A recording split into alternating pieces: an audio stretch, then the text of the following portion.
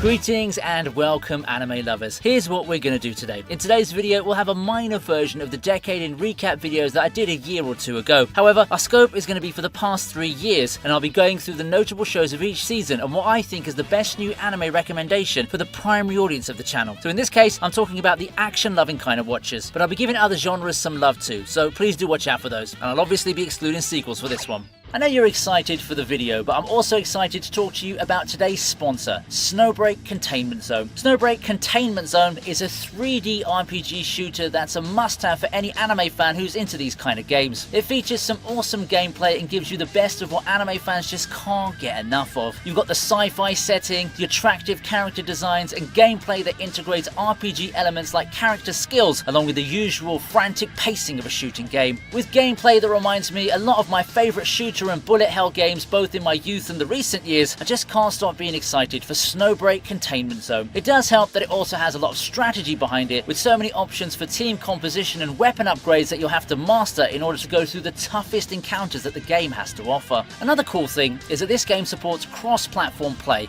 and that'll allow me to spend a lot of fun hours on end with my friends who usually play on a PC. The story is also great and touches on some of my favourite plot elements, like the clash between science and humanity, and it can be enjoyed in various ways thanks to the many voiceover options available. I'm talking 3 languages here: English, Japanese and Mandarin. Pre-registration's open, so you might want to check out the link in my description and start your journey with some nifty rewards like in-game currency, exclusive skins and weapons. The official launch date is July the 20th, but the closed beta starts on June the 1st, so you might want to give that a shot and get ahead of the pack. In 2020 we opened with the winter season.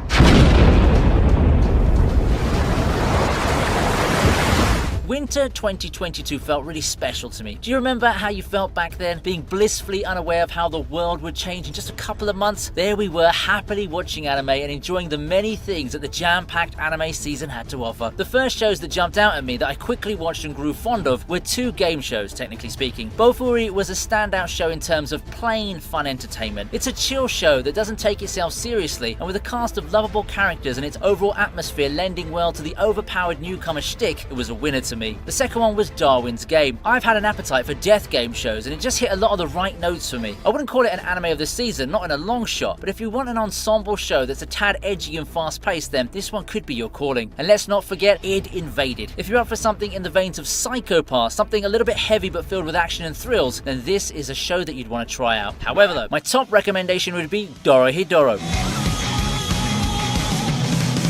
It's a sleeper hit, a dark action title that ended up being a lot better than I expected it to be. I was already hyped to follow Kaiman's adventures in the dredges of Hull, but given the overall style of the manga with its violence, crass and dark humour, I didn't expect such a good adaptation. It's the show for you if you want something actiony that doesn't hold back with the mature content. I also dare say its success also helped ready the carpet for similar shows like Chainsaw Man.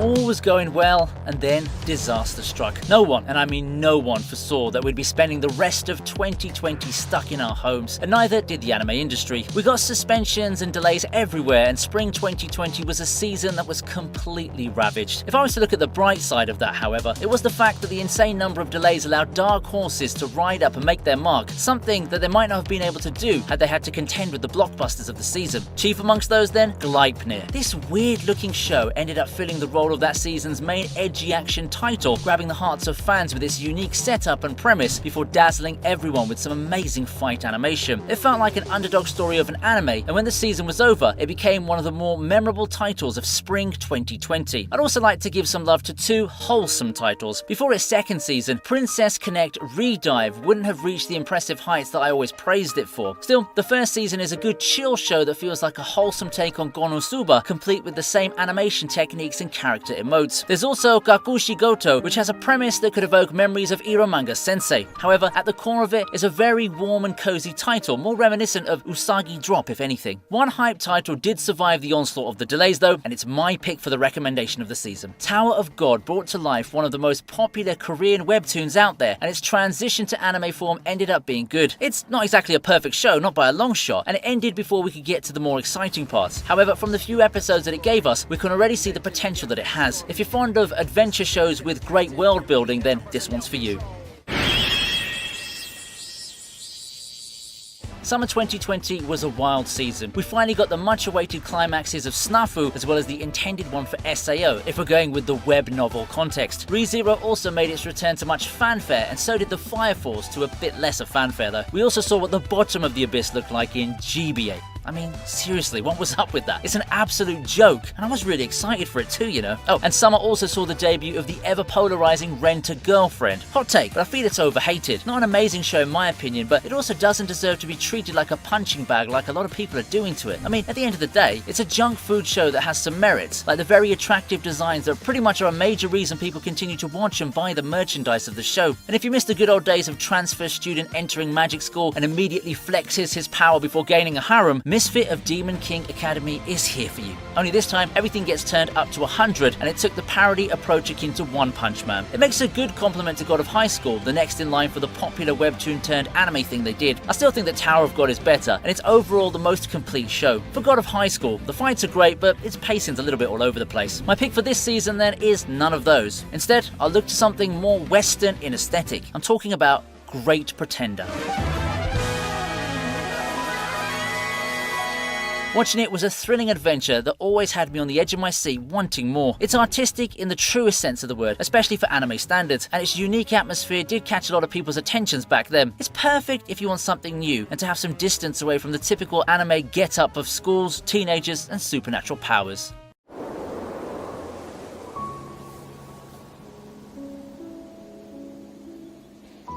For fall 2020, let's just cut to the chase, shall we? Whether it's the perspective of shonen fans or not, it's undeniable that Jujutsu Kaisen utterly dominated this season. The show burst into the scene, and while not having the same impact as, say, Demon Slayer in 2019, I'd say that Jujutsu Kaisen even had that show beat in some categories. I mean, ultimately, Jujutsu Kaisen is an exciting shonen that everyone should at least give a shot, and it combines interesting powers, unpredictable character dynamics, and insane fight animation. Three things that action anime fans absolutely love. But let's not forget to give some love to the other stars of the season. For people who love sweet, romantic shows, there's Tonikaku Kawaii. Akudama Drive also managed to carve its legacy midway through its run, being this season's Western-like sci-fi show. And in a similar vein, but in a less full-throttle fighting sense, but more of a philosophical, moralistic perspective, we have Moriarty the Patriot. And how can we forget Wandering Witch, an enjoyable, fantastic adventure? While it's not as popular by any stretch, I also found myself liking Kimi-sen, and I was more than happy to know that it's getting a second season, which was a complete surprise considering how niche the show was.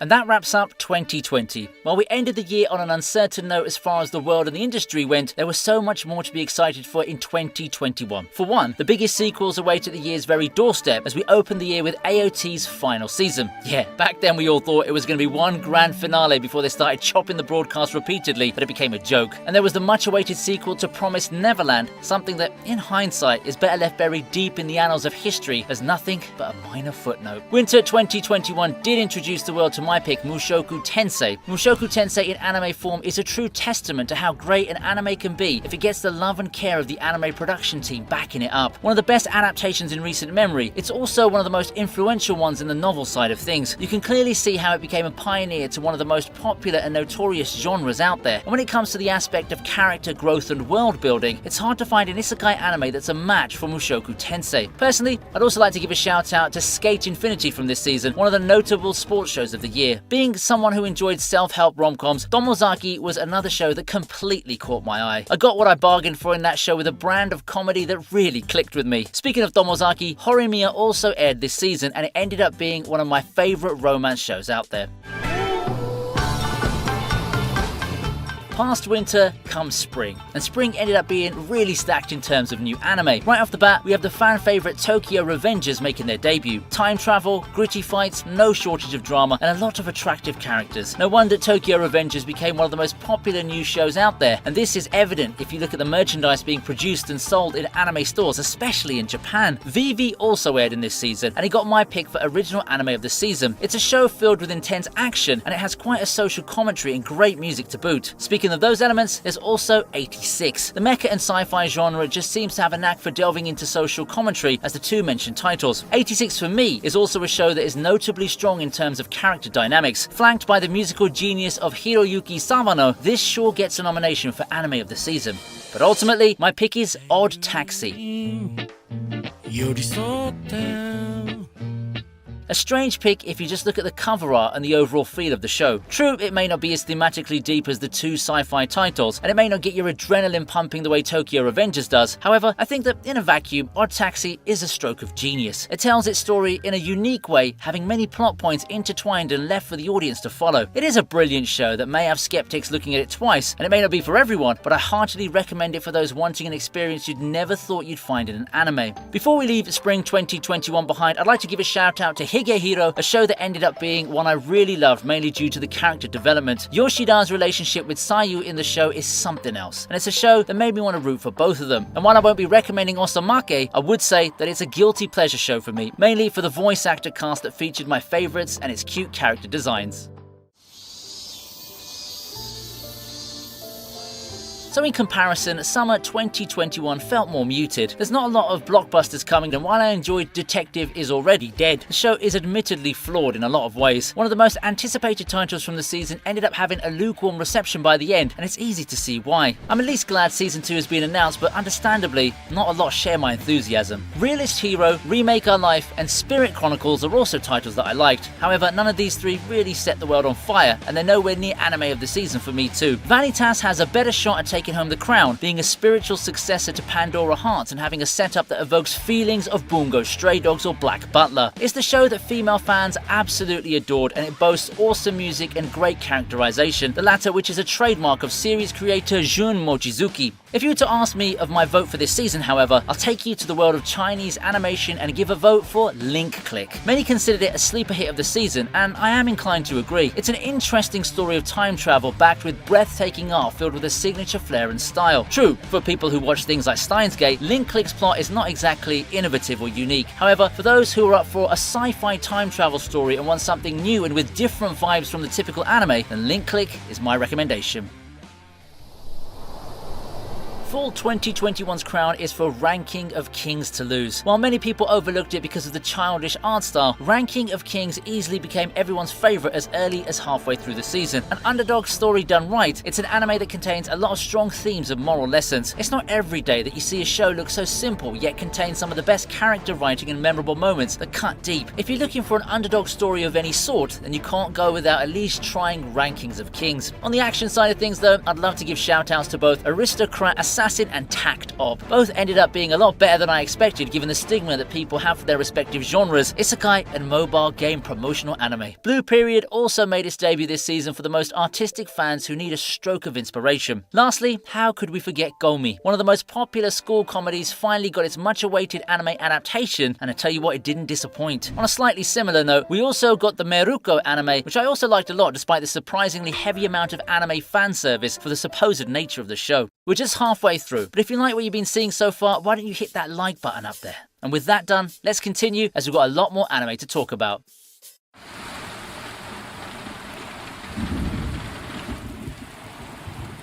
2 episodes. 2 episodes is all it took for My Dress Up Darling to steal everyone's hearts in the winter 2022 season, including mine. That's why I'm putting it as my top pick for winter 2022. In a season full of blockbuster sequels, My Dress Up Darling ended up being a standout show that pretty much has everything you want from a rom-com. An attractive main character, a lot of fluffy and cute moments in between the fan service, and most importantly, great character chemistry. When people criticize power fantasy isekais for being wish fulfillment anime, post-2022 me could could scoff because this show is the definition of wish fulfillment in my opinion. I don't mean that in a negative light, but it is undeniable that a lot of my anime fans, especially the socially awkward lot, would love a Marin in their lives. Charismatic, upbeat, attractive, and always supportive. We just can't get enough of her, can we? This season doesn't have a lot of big, popular new anime, unfortunately. There's RKB's Sailor Uniform if you want another flavour of cute and light-hearted. For me, this show is most notable for how pretty it looks. The attention to animation and just how sparkly everything looks is something you gotta see to believe. Rust Ito Bisco, though, is this season's offering for the more action-adventure orientated viewers. There's also Love of Kill to provide something for the same kinds of fans who want something less fantastical and more mature, more grounded in human drama and heavier themes. I was so excited for Requiem of the Rose King, but it's one of the titles that you're better off reading manga for. Go read the fucking manga!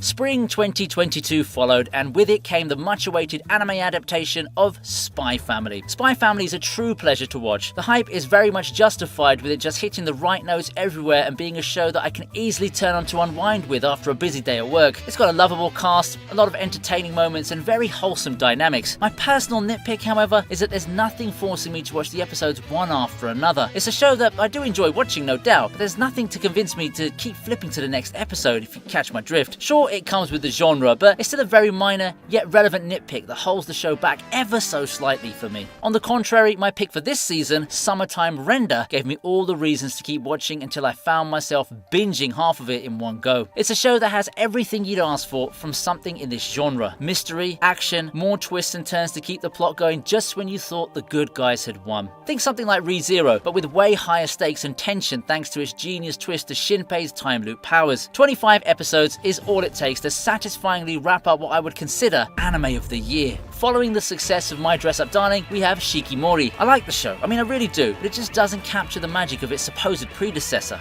Still, you can give it a try if you like the genre enough. The same can be said of Couple of Cuckoos, which I liked as well. Before leaving this season behind, we can't ignore the sleeper hit of the season. Your boy Kong Ming came in with little fanfare, but it ended up being one of the most popular anime of the season. There's just something with the main characters that makes you want to root for them so much. Aiko's dilemma is something I'm sure a lot of us can relate to, and following her on her road to success is inspirational, if anything.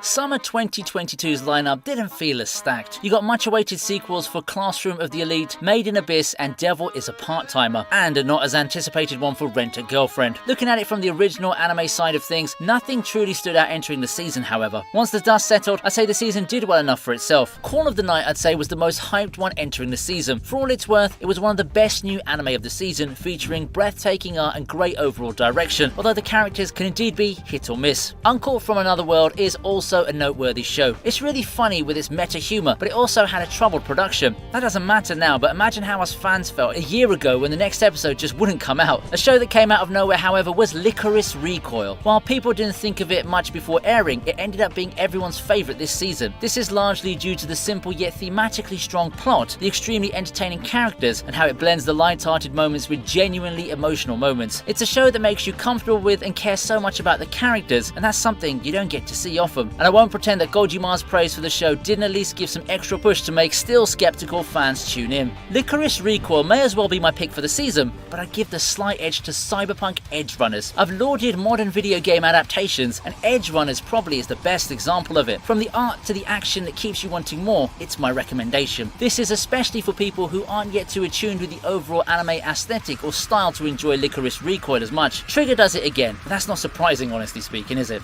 As a final footnote though, I'll shout out the other shows that I liked from this season. My Stepmom's Daughter is My Ex, as well as Engage Kiss. Nothing too special, but nevertheless enjoyable for me.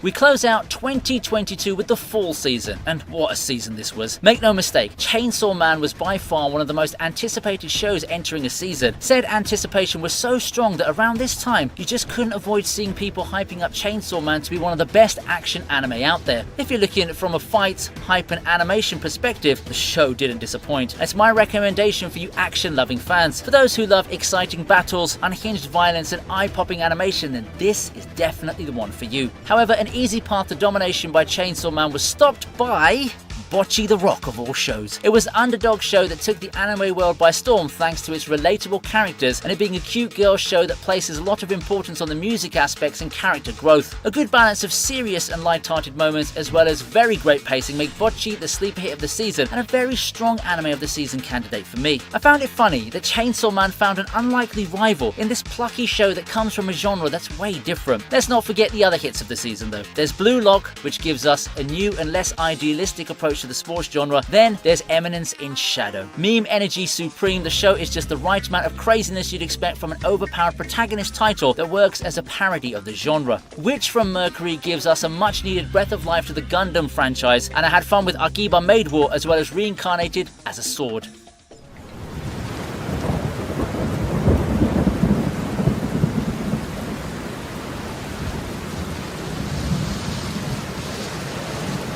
Finally, we reach 2023. The start of 2023 has been, okay. I haven't seen any new anime that set the world on fire yet, but it's got some nice shows to keep the positive momentum from 2022 going. Angel Spoils Me Rotten is this season's sweet and charming show for those wanting that kind of series. On a somewhat similar note, we have Tomo-chan is a Girl and Kubo Won't Let Me Be Invisible for more entertaining rom-coms. And while they're nowhere near popular enough to be considered notable shows, I have my share of personal guilty pleasures from this season, including Ice Blade Sorcerer, High Card, Reborn to Master the Blade, and Spy Classroom. If I were to pick an anime recommendation from the season, I would have gone for Nier. It's good, but it's cursed by terrible production circumstances. Therefore, I'm going to give the title this season to Trigun Stampede.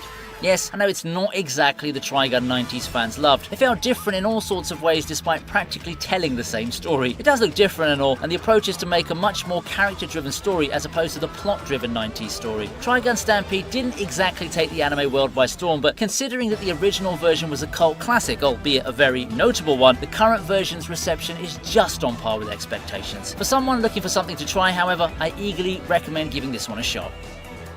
You know what, it's been a pleasure going through the past few years and talking about some of my favourite anime since then. So how did you find my past 3 years in recap? Any other shows that you'd love to recommend? I'm waiting. If you enjoyed the list, you can go ahead and check out some of my previous videos. That way you can join me in taking a trip down memory lane or laughing at past me for being excited in the pre-season videos for shows that ended up underachieving. Either way, I'm glad to have you guys here and I truly appreciate the support. Thank you for watching and staying, and I appreciate those likes and subscriptions too. Hope to see you again next time.